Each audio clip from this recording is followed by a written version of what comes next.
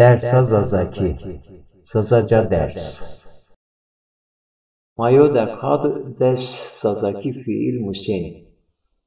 Bir dakikada 10 zazaca fiil öğreniyoruz.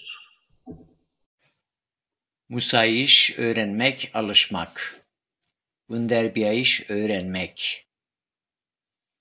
Wendiş okumak.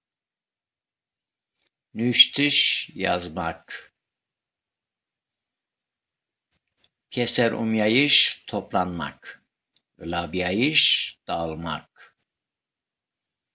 Vaştış istemek. Haskerdiş sevmek. Peşayiş pişmek. Persayiş sormak.